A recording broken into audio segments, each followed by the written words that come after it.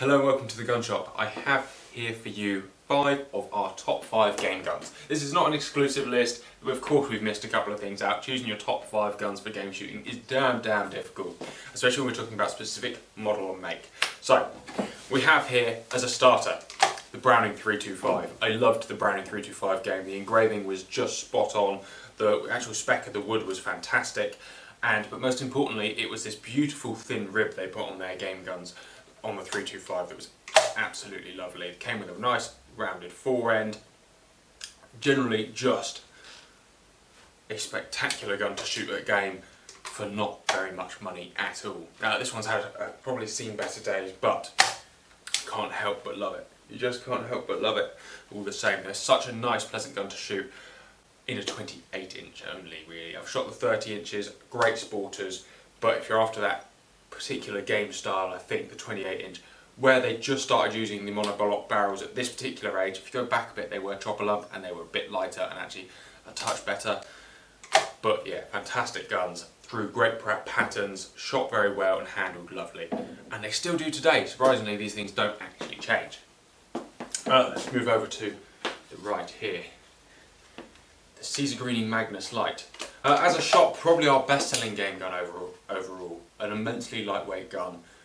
Very nice Prince of Wales stock. It weighs nothing, it shoots lovely. You can carry it all day long and doesn't actually kick that much. I'll go out there on a limb and say it's the only lightweight gun I've ever sold that hasn't actually subsequently broken down. Other makes that I've sold in lightweight guns have come back to haunt us later on. These guns do not. They're very well made and they don't break. They're not a horrible lightweight gun either and actually handle very well. Again, only a 28 inch version. A 30 inch suddenly is a bit front heavy. These are a bit front heavy really, but where there's nothing to them anyway, you don't mind. It's just a different style of shooting. As always with Guerini, they are absolutely gorgeous. Which is another thing. Game guns should look quite nice, I've always thought. You should be in love with it. So, moving on. If you're after that same lightweight feel, but in a steel action gun, your only option is to go 20 bore. This is a Beretta 30 inch fixed choke silver Pigeon. Yummy. If you're after that same feel, but don't want to have a allo action gun, your only option is to go 20 bore. This is a Beretta silver Pigeon 20 bore, 30 inch fixed choke. I think that's one of the best barrel combinations for this gun. I also have a bit of soft spot for the Guerini 32 inch multi-choke 20 bores. They're a lovely thing, but actually this is slightly different. Beautiful guns, and actually Beretta 20 bores are absolutely extraordinarily dimension wise are perfect and are beautiful. And nowadays you're not actually any disadvantage. You're not at any disadvantage with a 20 bore over a 20 bore, over a 12 bore. The cartridge technology is such that realistically you can kill the same birds with and without. And if you round here in the south of England, there's not such insanely high birds that you can't pop them out the air with a 20 bore. And if you do, buy a 12 bore for that occasion.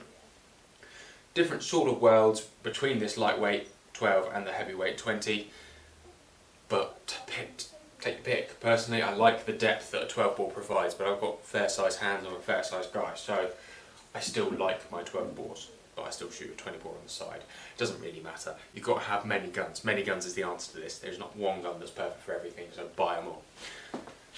Next to that Guerini is a polar opposite Guerini. This is the Invictus M-Spec. This is an absolutely lovely gun. Yes, you will say it is a sporter trap conversion-y type thing, but who cares? The way it handles, it's a 30 inch fixed choke, tapered rib, double bead sight. For a high pheasant gun, I don't think you can get any finer a combination than this here. Any finer. What a shooter. And it looks quite nice. It's quite a stylish gun. It's not too sportery. It's not too, radical looking. It's still quite classy, and that's nice.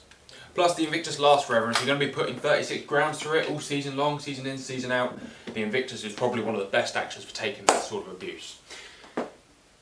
Last, but certainly not least, this is a little 26 inch Armstrong Boxlock.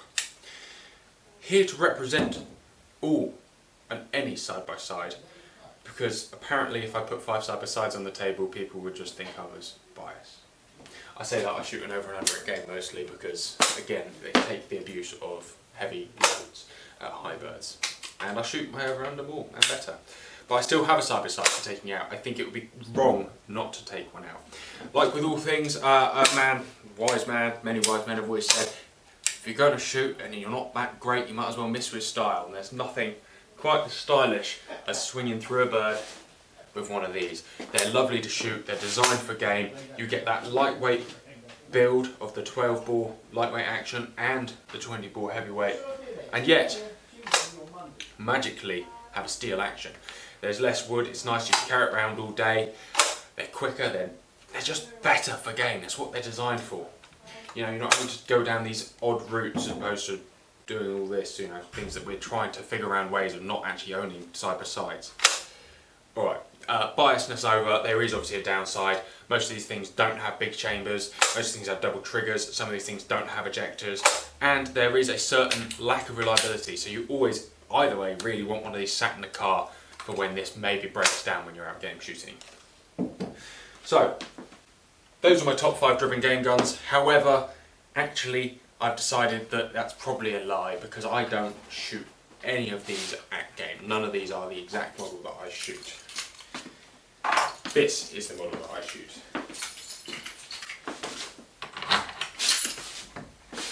So let's chuck this in as a little bit of a wild card, so maybe it is a top 6.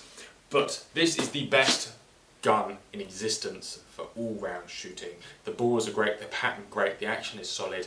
Yes, throw away the trap woodwork, but you're left with a beautiful set of barrels and an immensely reliable action.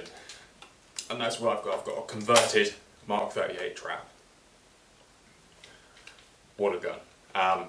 So there you go, that's my wild card, this is my honest opinion. However, the closest thing to that there is this, and to be fair, my combination is one of these and one of these. And I don't think you can go far wrong. Something for taking out those stupid high birds that's going to take all of the abuse in the world, and something that you can truly enjoy shooting and truly enjoy missing with, and nobody will care or look at the target because they're all going to be looking at you because you look so damn fine.